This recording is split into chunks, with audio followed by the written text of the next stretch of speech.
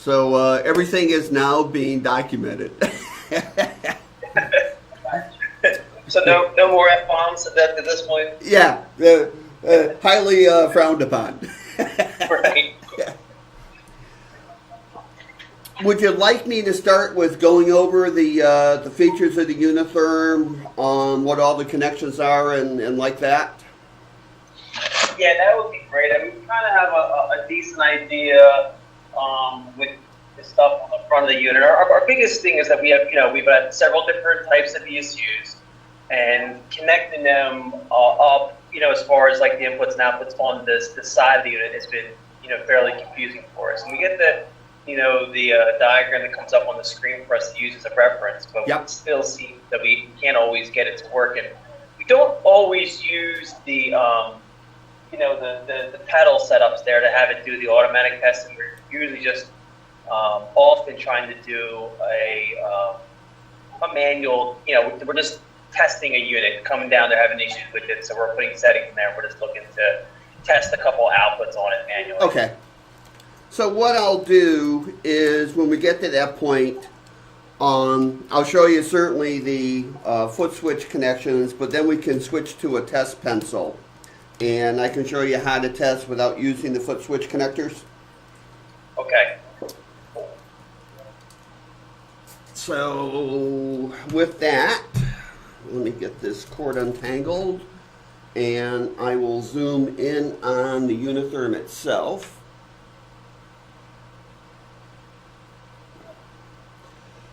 So on the front of the unit, obviously the power switch, 4 soft keys that will change depending as to where we are in the menu structure. The big green start button, the big red stop button, the rotary encoder that we'll use to select resistance values and different settings. There are 3 loads within the Unitherm itself. The first is the REM or the CQM for testing the patient monitoring return pad, and that output is right here. Then next to that, we have contact closures for cut coag, and these would go to the connector if you're using the foot switch adapters. Right. On the side of the unit is where all the power connections are made. So right camera set up. I'm sorry? I said you got a nice fancy setup there with 2 different cameras. Yeah, you know what? We put this video room in the beginning of this year, and we use it for webinars and these in-service trainings, and it's really pretty slick because we actually have 3 cameras hooked up, but I could bounce back and forth between them. I can record live, obviously, so it works real well as far as product training and such. Okay, cool. So on the side is where all our connections are made for testing power. So we have a red lead that's coming from my MonoPolar output right now, and that's going into one of the red jacks. These 2 jacks are tied together internally. And then, let me just move this a little bit. Where am I? We have a little rectangular block here with the arrow through it to signify the power load bank, which is variable from 5 ohms up to 5,115 ohms. And this power load bank is rated for 500 watts continuous for a full minute, so it's pretty hefty. Yeah. A jumper that goes from the bottom end of that resistor bank, and these 2 are tied together internally as well. So I have a jumper going to this thing that's called MD, which stands for a measuring device, but in reality it's our internal current transformer. And then at the other end of that, this lead is going back to the FX, to the patient return to complete our circuit. just above MD, there's a coax connector for connecting oscilloscope if you want to look at waveforms. Not a lot of people do that, but it is there. And then over on the far right side, you'll see there are two fixed 200 ohm resistors that are used for high frequency leakage testing. Okay. Now the good news is the process for testing power, and actually the process for high frequency leakage as well, is the same for any manufacturer product out there. What will vary for power testing is typically the settings for what the resistor bank is. For instance, Irby likes to use 500 ohms for a lot of different things. The ConMed uses 100 ohms for MonoPolar, 500 ohms for the coag, and then 100 ohms for bipolar. So those will typically be the differences that you see. The other differences would be if you don't have a foot switch adapter for a particular generator, we can test either with the foot pedal that would be used during the procedures, or by using the buttons on a pencil. And we'll walk our way through that as well. So if I go back to my front camera, and I'll zoom in onto the screen itself.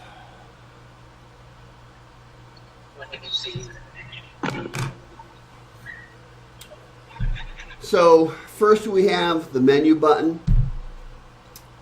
If you're going to run an auto sequence and all your test data is saved in an auto sequence, this would be where you go. So I can push in the encoder button, and the first thing that pops up then is the asset ID. So all the data that's captured is associated to that asset ID. So that gives you your data traceability. And in that will also be captured the time and date that's set into the unit. So if I press in on the encoder again, we come up with what looks to be a keyboard. You also could connect a USB keyboard to it. Every once in a while we come across one that doesn't work. Typically, sometimes those that have the little numerical keypad, some of those seem to work, some don't. Not really sure what the differences are. But if you plug one in and it doesn't work, just try to plug another one in and it probably will. Okay. So if I hit OK, I can then come down, and by moving my encoder, different things become highlighted. Here is where I can select my test sequence. And then it would take you through the test process. So I'm going to use the red arrow button to back out of that. If you do have, if you have used the auto mode, if you press data, you can see all the test data that has been stored in the unit from tests, highlighted by asset number, the date, and you get a quick status. And then you could go and hit view, look at the results of anything. So in an auto test sequence, this is all the data that is saved as part of that test. So if there's ever a question as to, what was tested, when was it tested, all of that information is here for you. And then on any one of those, I can select transfer, and I could go down, and I have two USB ports on the side of the unit, an A port and a B port. So I can select which port I want to transfer data to, so I can transfer it to a memory stick, for instance. And then I could come in and select my operation as to what I wanted to export. So in this case, that would be the full CSV file, which is what we just kind of looked at. So all that data would be outputted to the memory stick. What kind of format is that? Go out on like an Excel? Yeah, it's a CSV file, so comma separated value. You can pop it open with Excel and take a look at it. And then you can save it as the Excel file or as a PDF and use that as an attachment if you wanted to close out any work orders.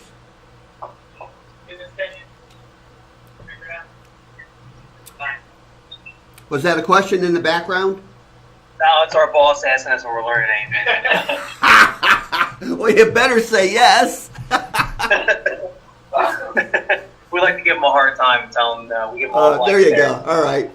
The guy talking doesn't know what he's doing. There you have it. All right, red arrow again. And setup is where you can set your time and date, set the language, etc., etc.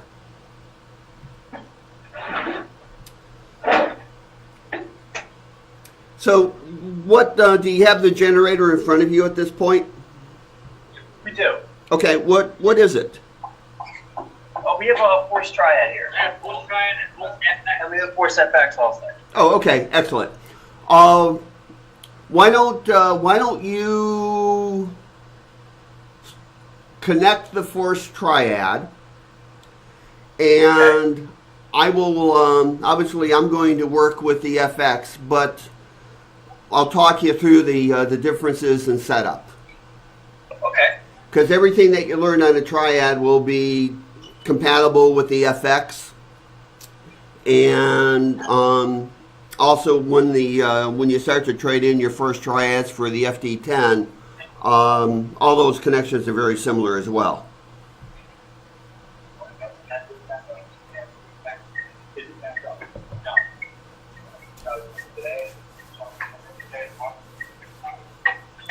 So the first test we'll do is the patient return test, the REM test. So after I power up the unit for the first time, and if I select REM, it's going to go through a calibration mode that takes a minute or two. There's an internal potentiometer here that has a small motor associated to it. So what it's doing right now is it's driving up to the far end, down to the low end, and just doing a quick calibration. Do we know, does it matter if we're connected or not when we're doing this? No, doesn't matter at all. Okay. Can you show us the connection on every test, please? Yep, I sure will. Good. Thank you. Absolutely. While we're on this screen, there's auto up, auto down, manual down. And which one is selected will toggle as I press the button under auto manual. Okay. So a comment on this. Auto up, auto down, especially on the triads and even the FXs, is not real useful, because in the auto up, auto down, it's going to use the motor to drive that potentiometer.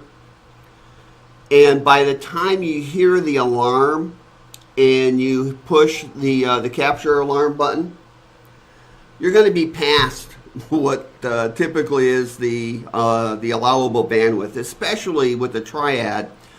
Most of them do the low alarm at around 4 ohms. And so by the time you hear that alarm, you push the button, you're going to be sitting at 0 ohms, which is a failure. So I always do manual up, manual down. Okay. We'll start off by dialing up to 120 ohms.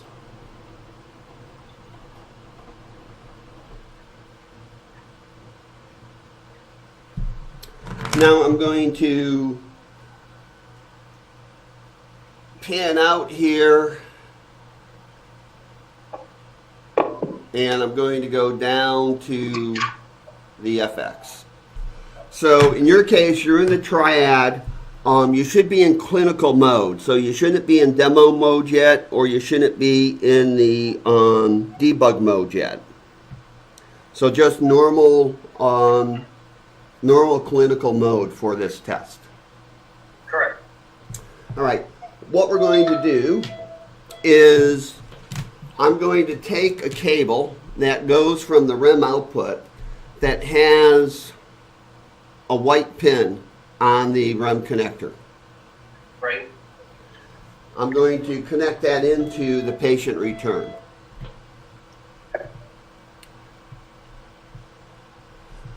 So at this point, the generator is going out and is looking at that REM resistance at a set frequency that I don't remember what it is, but it's like 100 hertz or so. So it's just always going out and polling what that resistance value is. So what happens now is if I take my encoder wheel and start to increase that resistance, I go slow, and eventually I will hear my FX alarm, and what was a green REM pad goes to red.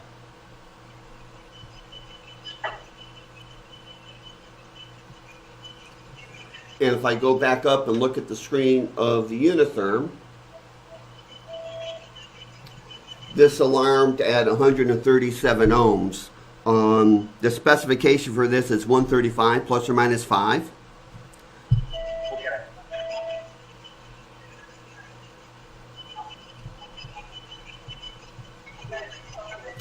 And then if I start to, if I select manual down and I start to decrease, actually I can hit capture alarm here, and there's my 137.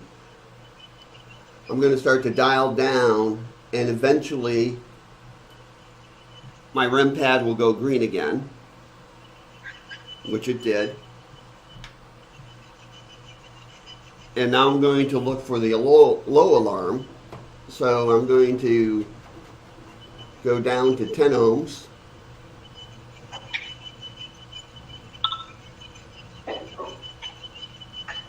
Nine, 8, 7, 6, 5, 4, 3, 2, and so it alarms somewhere between 2 and 1. So again, I now have my blinking red, and I think the spec on the FX is like 3 ohms plus or minus a couple. So, but that's basically the REM test. Okay, cool. The only thing that you should remember to do is set your resistance and then make the connections, because the Covidians will also alarm if there's a 40% increase in resistance. So if I just start to increase this a little bit, it went green and red right away because I increased my resistance more than 40%. Okay. So sometimes that'll mess people up. There is a test that you set your resistance for 60 ohms, and then you look at that 40% number, so it should alarm somewhere around 82 plus or minus a couple. And that just tests for the 40% increase in REM resistance. Would say that in a clinical procedure, your REM pad's coming loose from the patient a little bit. And when that REM alarms, the high frequency generator within the generator itself is turned off. Okay. Now when you look at other generators, the new FT10 has you do this test in RF mode. So we can walk through that when you get to that point with trading in your force triads for the FT10s. It's pretty simple, very similar to what we just did, except the process is a little different. When you look at other generator manufacturers, they'll all have you do some level of REM test.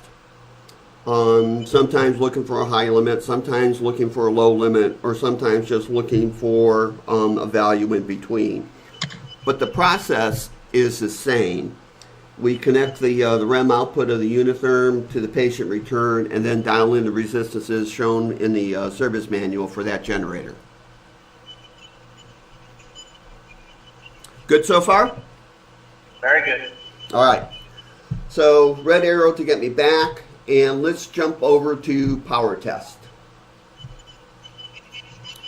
Now the first thing I'm going to do is we'll start off with MonoPolar.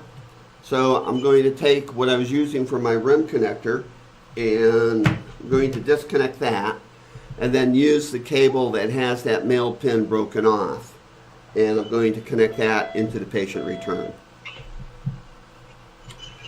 So what I have here then is, well, first on your triad, on the far right hand side, right side of that third screen, you'll see a little wrench icon.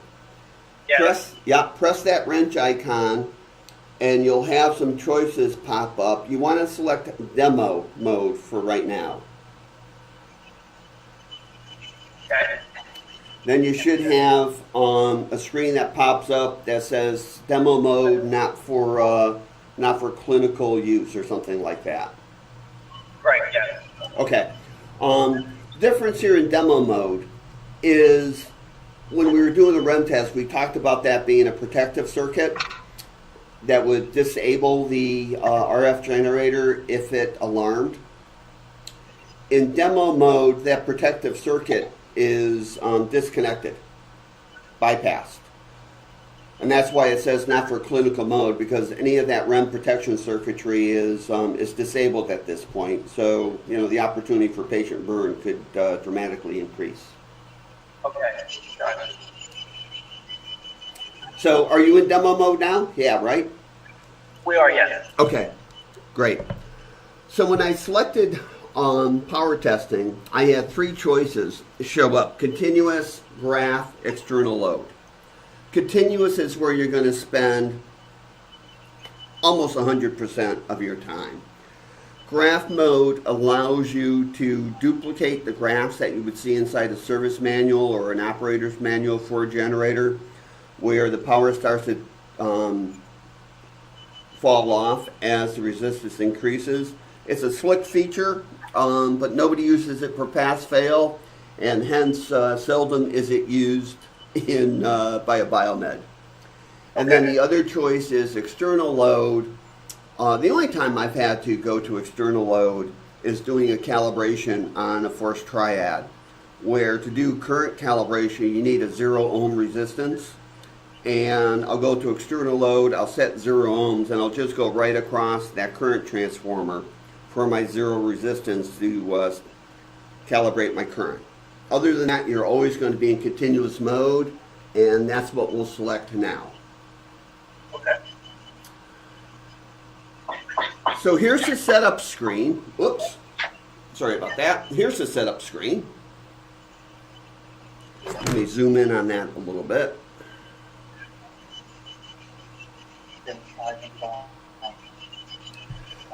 So in a manual test, you have full control over what your settings are, and as you rotate the encoder, you'll see different things are highlighted. So the first thing we'll do is a monopolar test, and we'll do cut. So our resistance, if I go the right way, is 300 ohms according to the Covidien manual. So that's set. Start delay has to do with the soft start time of a generator. The lowest value is 200 milliseconds, and you can just leave it at 200 milliseconds forever. You're never going to have to play with that. Test time, I like to use 10 seconds. It allows us to get valid data, good stable data for the data capture, but it's not excessively long where it impacts our PM time or it impacts, how hard we're exercising the generator. The unitherm has more power handling capability than the generator has output, so it's really more for the generator's perspective than for the unitherm. Okay. Then we can come over, we have the options of selecting coag or cut. So we're going to do a cut test. I select that. And here's my on time and off time. So if I adjust these, you'll start to see my duty cycle change. So I'll just leave it at 5 seconds and 5 seconds. So we'll be 5 seconds on and 5 seconds off, and our test will be complete. If I increase this total test time to 20 seconds, it would do the test twice. 5 seconds on, 5 seconds off, 5 seconds on, 5 seconds off. Okay. So here's the show diagram button. And this portion mimics what's on the side of the unit. This is an indicator as to the connections coming out of the generator. So we're doing from the active electrode, the cut output, to the top end of our load that we set for 300 ohms, through the jumper, through the current transformer, and back to the neutral. So if we drive back down to the FX, in your case, the force triad, question on your force triad, depending as to the firmware, you may have to have a test pencil connected to the monopolar output rather than just going in with a jumper as I have here on the FX. Okay. So we'll find that out in a second when we actually try to do a test whether it's needed or not. Okay. So active electrode out to the side of my unitherm, patient return coming back. So if we go back and look at that connection panel, there's my red lead coming out of the active electrode, through my load bank that I set for 300 ohms, through my current transformer, and then back to the patient return.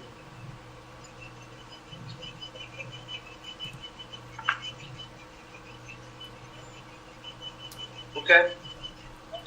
I'll go back up, and what I'll do is I'll pan out a little bit.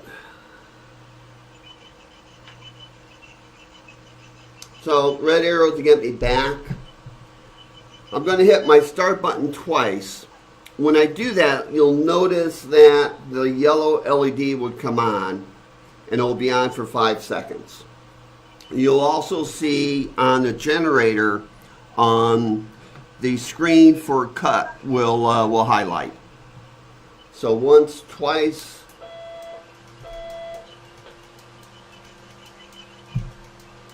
And what am I doing wrong?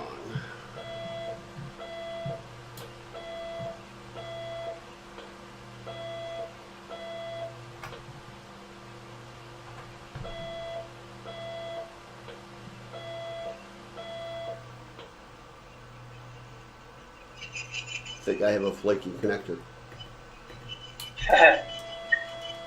There we go.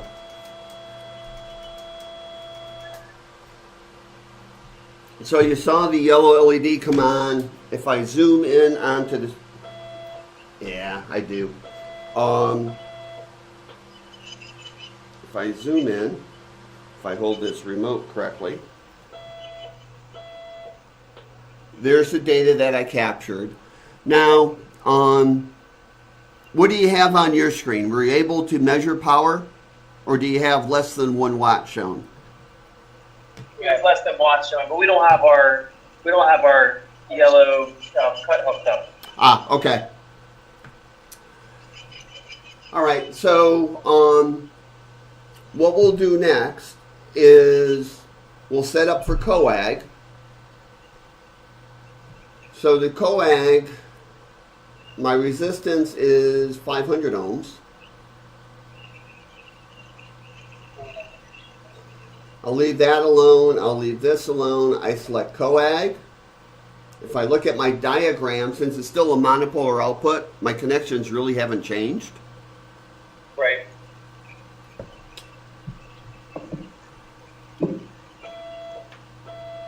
And what's going on here is this is just unhappy here.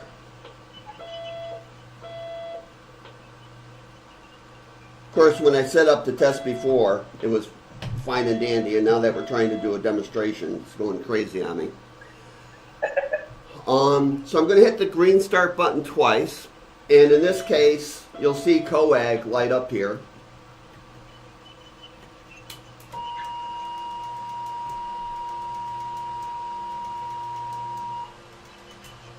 So it was on for 5 seconds. And if I go back up to my screen, there's our test results. Okay. Now, did we we do that manually? Can we use the set this up like this and then use the foot pedals ourselves? Yes. So what we'll do, in fact, I'll mimic that here. If you have a test pencil,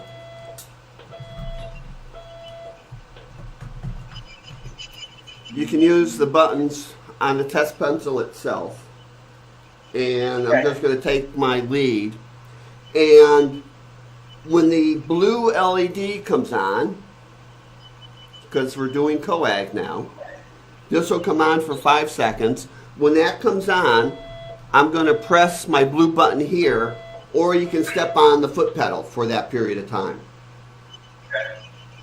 So if I hit start, I watch my lights. Oops. Sorry about that. I didn't disconnect my foot pedal connector. So I'm going to hit start. I'm watching that. I press my blue button and I hold it until that light goes off. And I go up and I have my data. So you can use the buttons on the pencil, or you can step on the foot pedal for the time that the LED is on.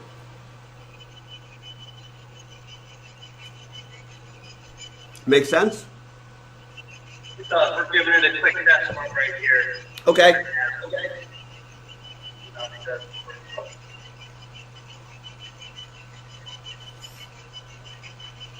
Still showing over the art set for 1 watt. Now we can say while we're showing 1 watt, we're set for 1 watt.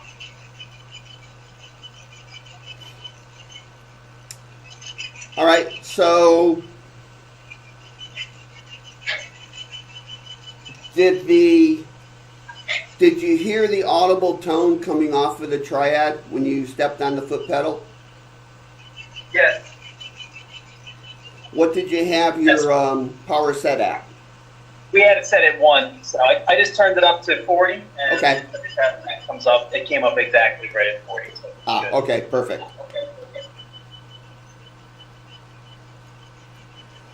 So that's your monopolar testing.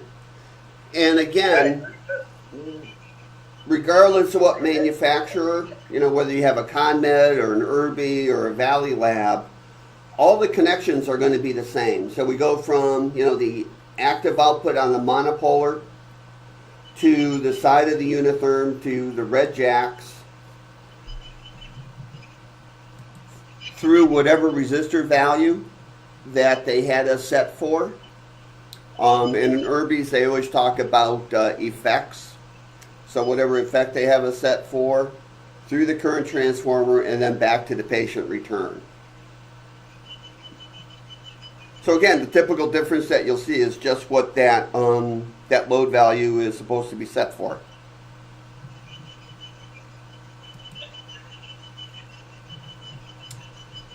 So any questions on monopolar testing? What was that? Sorry? Any questions on monopolar testing? No, I think that looks good. We got it set up. It's working good. We have good values. I think we're good. We're ready to move on to the other one. Okay, so we'll go now to bipolar. So on your triad, we're still in demo mode.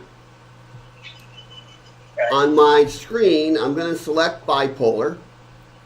And my resistance for testing bipolar is 100 ohms. Oops. And for your Covidian products, bipolar is always done in cut mode. Connection diagram is going to change a little bit because in bipolar we don't have the patient return pad. Right. So we're going active electrode through the resistor, through the current transformer, and back to the dissipative electrode. So what I'll do is go back down to the generator. I'm taking the active electrode that I had on my monopolar and I'm going into my bipolar output. And then I have a lead connected to the dissipative. And I'm taking that, and I'm be blocking the camera here for a second, excuse me. And I'm going into the side of the unitherm where I had my cable before going into my patient return. So active electrode, current transformer back to the dissipative output. Now on the triad, there's two little micro switches next to each one of those ports. If those micro switches are not pushed in, you won't measure any power. Sometimes the leads will hit those and close them. Sometimes you just have to go in and reach and just click them. And if you hear a little click, it means that it wasn't pushed in all the way prior. Okay, excellent. So give yourself some power on your bipolar output. All right. And I'm hitting start twice on the unitherm. Oops. And I need on mine to move from my monopolar foot switch to my bipolar foot switch adapter, which I always forget to do.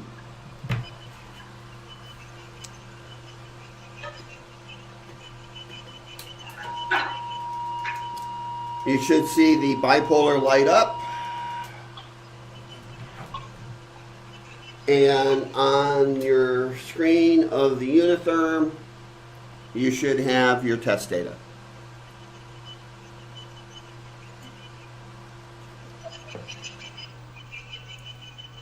Do we have to have our REM? We don't have to have our REM.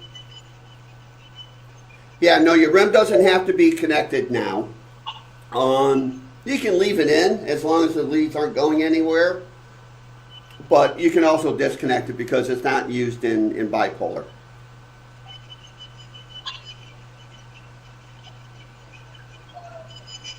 It's getting a beep feedback from the triad.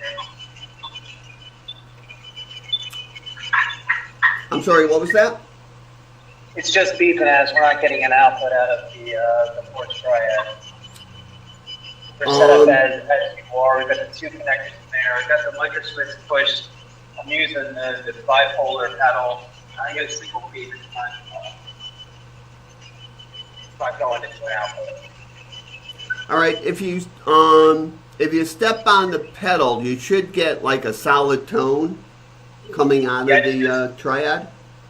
Just get a single short beep. Single short beep.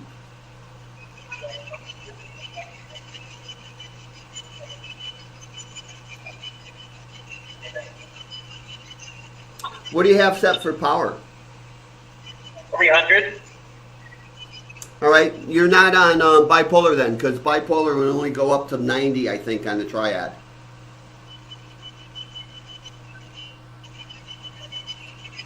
The only way you get 300 is if you're setting the monopolar cut. You're right, we were on the wrong one. Now we're on click on bipolar. It's that same response that we just did a single beat.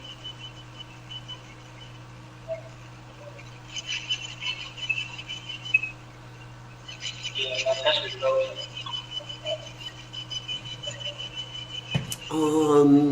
Single beep.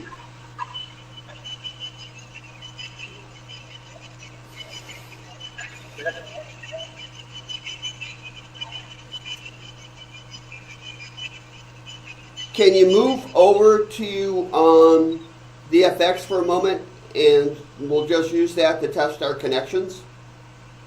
Sure.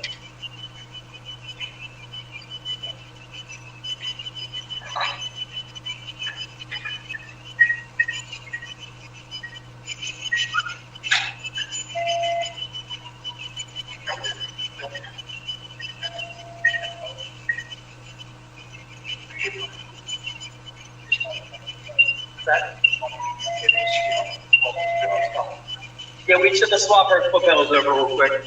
Yep.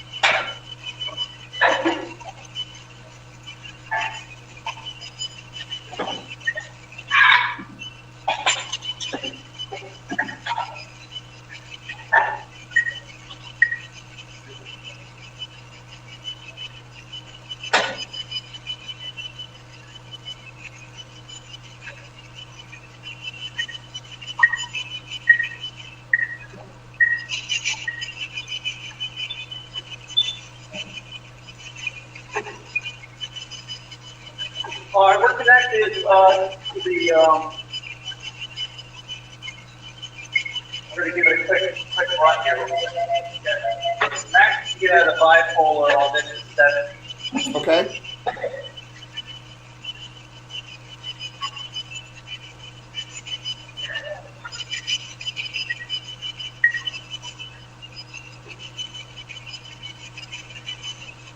We're still not getting an output.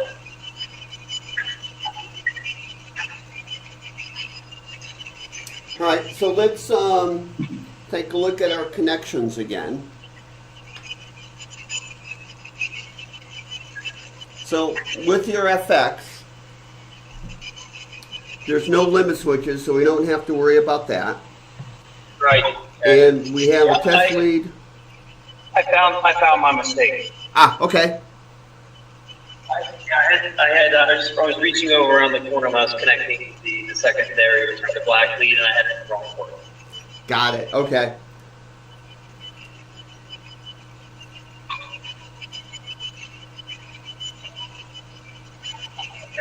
Yeah, so we're good. Ah, excellent. What we can do next is we'll test LigaSure on your triad. Okay. Couple things changed though in setup. So LigaSure is a bipolar test. So if I go back to the screen of my unitherm, I'm going to leave it at bipolar, but my test resistance for bipolar, for LigaSure is 50 ohms. To test LigaSure on a forced triad, we're going to go into debug mode. So on that far right hand side where you had the wrench previously, you're going to press the wrench again and then select debug.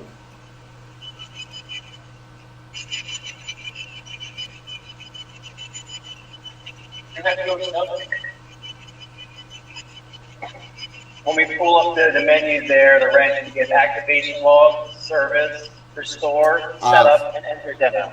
Yeah, I think, sorry about that, I forgot that step. I think it's under service. Okay. Now once again.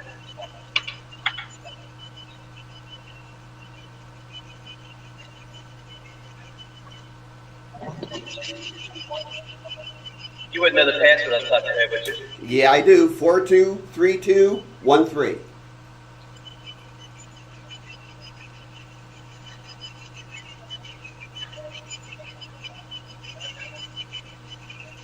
Okay, we're there. Excellent. So, on testing LigaSure, we will manually turn on the RF generator inside the unit itself, because in LigaSure, we're operating in a closed loop mode, so it's doing a sensing of the impedance of the tissue. So we can't duplicate that really in a PM. So what we'll do is have a set value, and we will turn the generator on and off manually. So once you load it in your password, on the upper left side, you'll have a drop-down menu, and you'll see MonoPolar 1, MonoPolar 2, Bipolar. If you page all the way down, you'll see LigaSure Test, I think it's called. There'll be LigaSure and then LigaSure Test. Yes, sir. All right, so select LigaSure Test.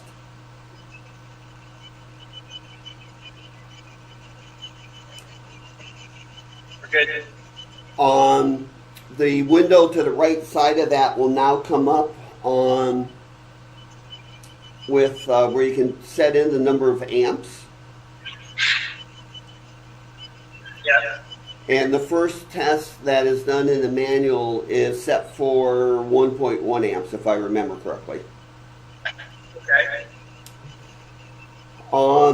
Now what we need to do is take our leads and go from the output of LigaSure to the side of the unitherm. So it will really mimic what I have set up for Bipolar. So I have my two test cables, except LigaSure is way over here, and my right angle connectors would not fit into that.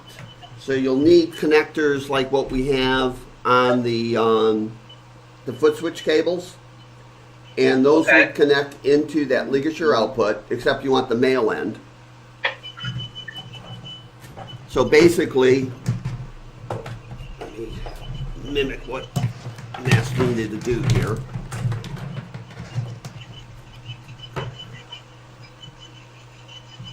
I'll take these two and I'll go to that LigaSure output.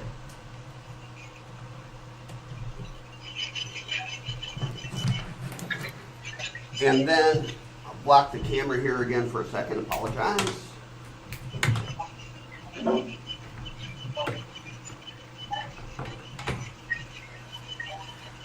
So I have two cables coming out of my LigaSure output, and they're going to the side of the unitherm. Okay. Do we need to use those yellow banana plugs? Probably, because they are inline cables and the right angles will not fit in and make connection. Okay, good. All right. Well, we'll have to follow you in spirit because ours are misplaced at the moment. Ah, okay, no worries. So what we do then is, looking at the screen of the force triad, there'll be a radio button that says RF output on, something similar to that. Yes. Okay. Let's start RF. All right, start RF. Perfect. So this is kind of like a two-hand process. What we would do is hit the start button twice on the unitherm, once, twice, hit RF on, watch the LED, and when it goes off, you can turn the RF output off. Okay. Just like we would with the foot pedal, we're just doing it manually on the screen. Yep, absolutely. And then for each of the current settings, there's three tests for LigaSure. 1.1 amps, 1.7 amps, and then, 2.7 amps, and then 5.5 amps. So you just adjust the current output on the triad test screen for each one of those three settings. You mimic what we just did by pushing buttons, and that's your LigaSure test. Excellent, excellent, awesome.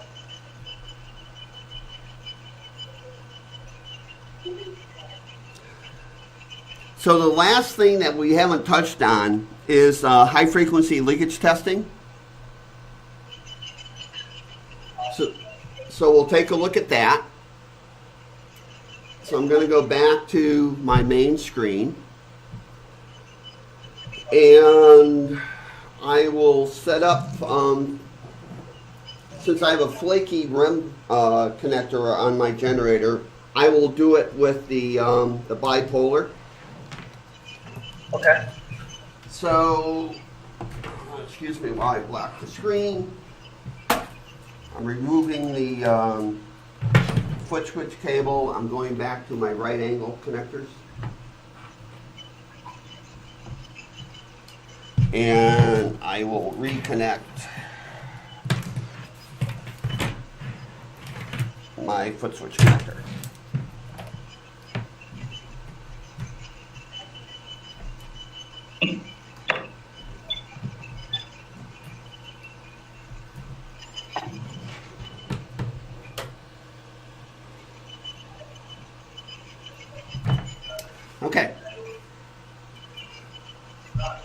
So what we're going to do now is, I'm going to zoom in on the screen.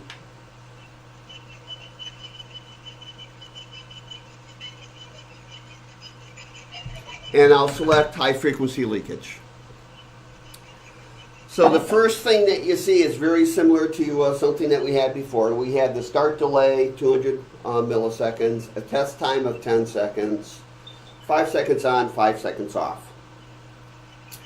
The big difference in high frequency leakage testing from the setup screens is when we were doing the monopolar and bipolar tests, we gave you the option of looking at the connection diagram. When we go into high frequency leakage, the test screens change for every test. So we make you look at every screen before you can actually do a test. Okay. There's a whole bunch of different test diagrams located here. Just so happens that I came up to a bipolar to begin with, but if you hit next circuit, you'll see a whole bunch of different tests. So you can push your button until you get the same screen that I have.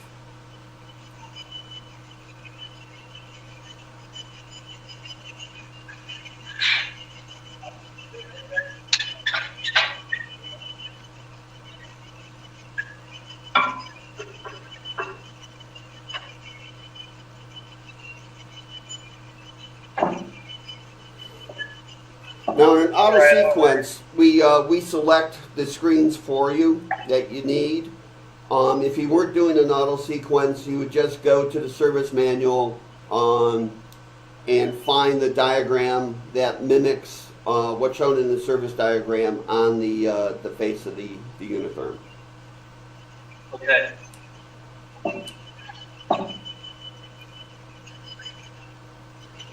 Now in high frequency leakage testing, it's always tested in a single fault condition at maximum power. So we dial in for 70 watts on the FX. On the first triad, we need to go back into demo mode. So we need to back out of service and go to demo, or if you have your FX still connected, we could just test that. It doesn't really matter.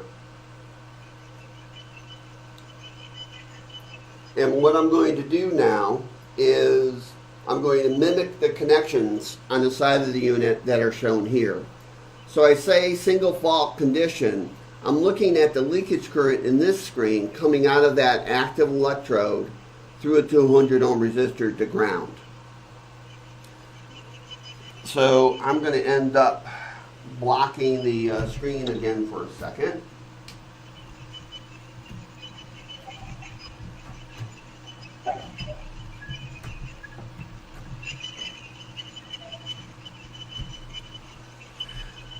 And I'll go back to the side camera, and there's my connections mimicking the screen. So I have my active electrode, my dissipative electrode across my resistor. I have the jumper going from the second red jack, through my current transformer, through a jumper, through a 200 ohm resistor to ground. Okay.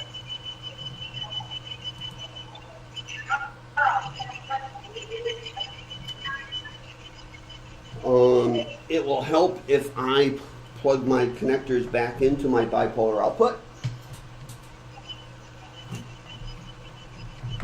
So again, I'm set for whatever the maximum current is. I hit run once, I hit run twice.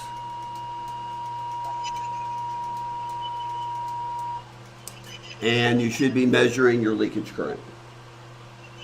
Okay, good. Test complete. If I go to the next circuit, that's not what I wanted. That's what we just had.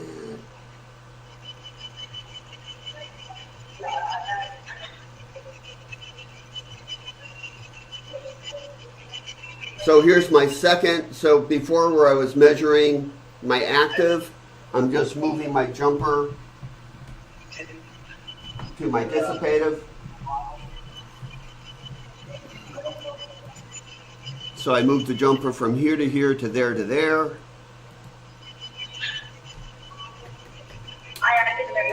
Run my test.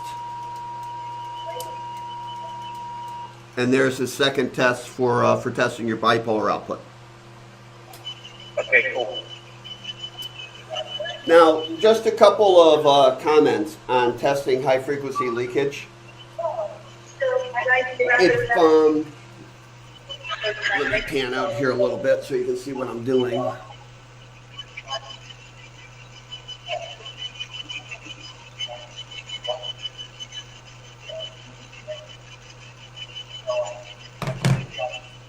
So when you're doing the monopolar outputs, and if you're using a test cable, you know that the pencils are kind of long leads. Make sure that if you get a failure, make sure that you don't have any coils. Right. Because that'll add inductance to the circuit, and that would increase your leakage current. Okay. So if you get a failure, just make sure that everything is nice and tidy. Try to keep your connections as short as possible, and you'll probably get a pass. Okay. Thanks. So guys, that's pretty much it. Any questions?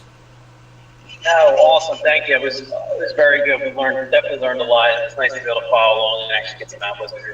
We've definitely been struggling now. But if you have a moment, while we were talking, my coworker just slid up an FT10 in front of us here. Perfect. So what we'll do is, well, a comment on the FT10. Nice unit. When you look at the service manual, they have you do all the testing in that RF mode that we tested LigaSure in. Okay. However, we worked pretty closely with the engineers at Covidian when they were working on that unit. And we were able to do a review of the manual, and they've agreed to a couple of things. One of the things that they agreed to was to use the foot switch connectors to help automate the testing, so you don't have to do the RF on, RF off for every test. Okay. But when you look at the service manual, it'll say, you know, to do all of that. So the differences between the force triad and your FD10 is right below the touch screen. There's a little gears button for tools. Yes. Go ahead and press that. And then you'll get a screen that comes up with several options. It'll say there's a demo mode, and then there's service mode. Correct. Demo mode is just like what we were doing with the with your force triad. Okay. Identical. If you hit service mode, it'll come up and ask you for that password 423213.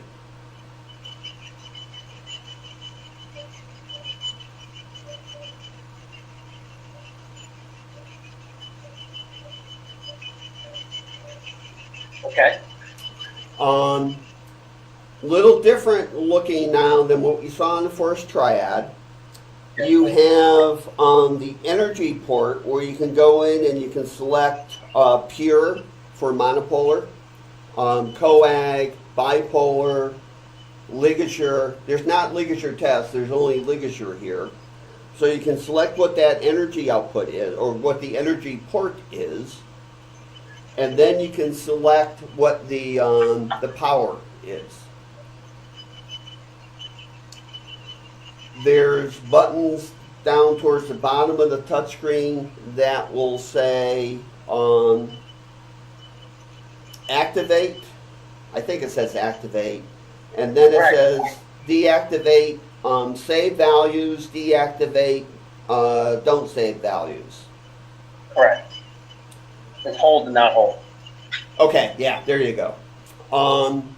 For all of your power testing, you can use deactivate no hold, because what happens is, remember back when the LED was coming on the unitherm and then going off?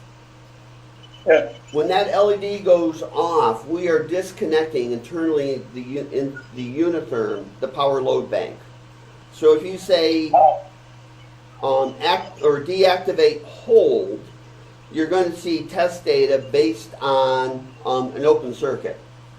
So do deactivate no hold, and you'll have the data on the screen of the unitherm, and you'll have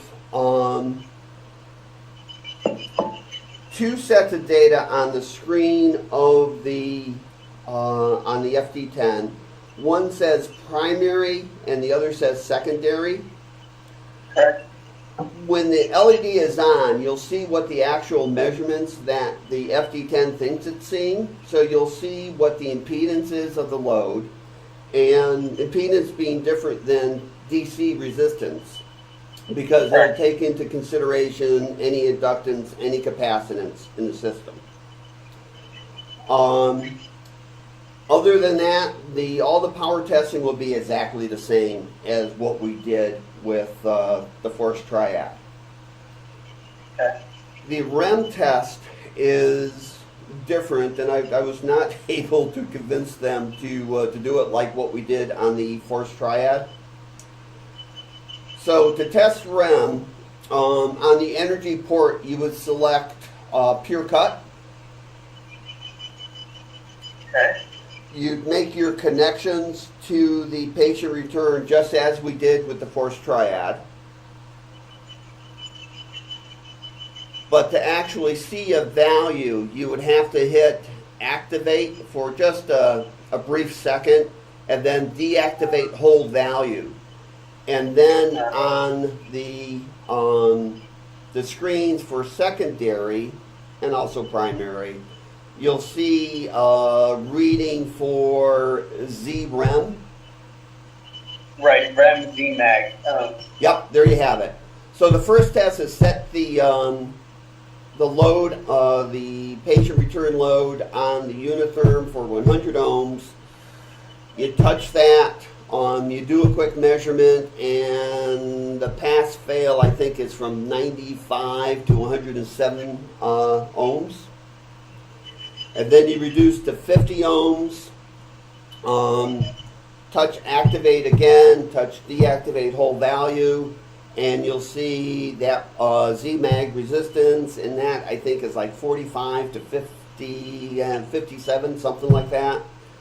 And then it asks you to short the connectors together, and it should be less than, I think it should be less than 3 or 4 ohms. And then you test open circuit, and that should be less than 2,000 ohms, and the REM test is complete.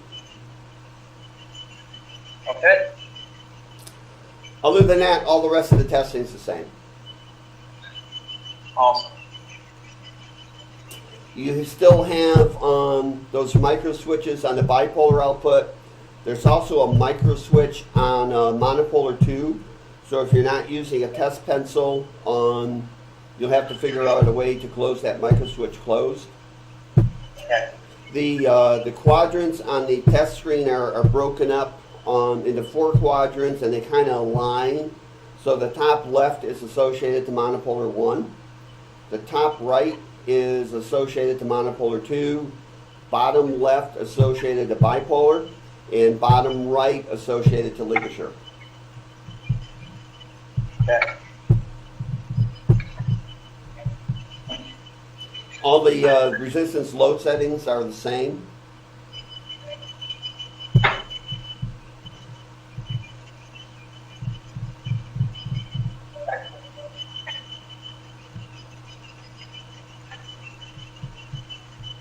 And that should get you through the FT10s. Perfect.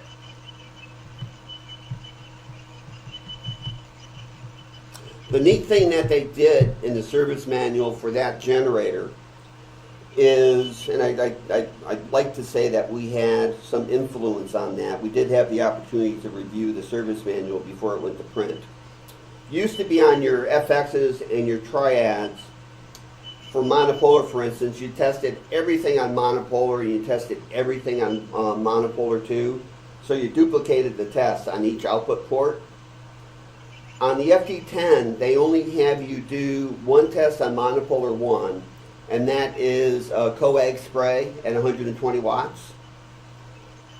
All your other testing for monopolar is done on monopolar 2, so you're not duplicating tests like you did with the FXs and the triads. Okay. Well, you're going to choose the same part of the generator to put that one. Yeah. The other thing that's they have you test, and they actually have you tested on the triad as well, is what they call cross coupling. And all that is let's say you energize the output on monopolar 1. They have you look at monopolar 2, bipolar, and LigaSure to be sure that there's no there's little current coming out of those ports. So there's a steering circuit that takes the output from the RF generator and puts it to an output port. Cross coupling just ensures that all the energy is going to the selected port and not to one of the other ports. So, you know, if there was 2 surgeons doing a procedure, they're time sharing on the generator. If one fires monopolar 1, they want to ensure that there's no energy going out of any of the other ports that might be, you know, in the patient. Okay. And that's it. Awesome. Well, thank you so much, sir. Really appreciate it. We definitely learned a lot. It's going to be very, very helpful for us, and definitely having this weekend. Okay. Review perfect. it a couple times would be great. Now I will. I'm going to end the recording. Okay.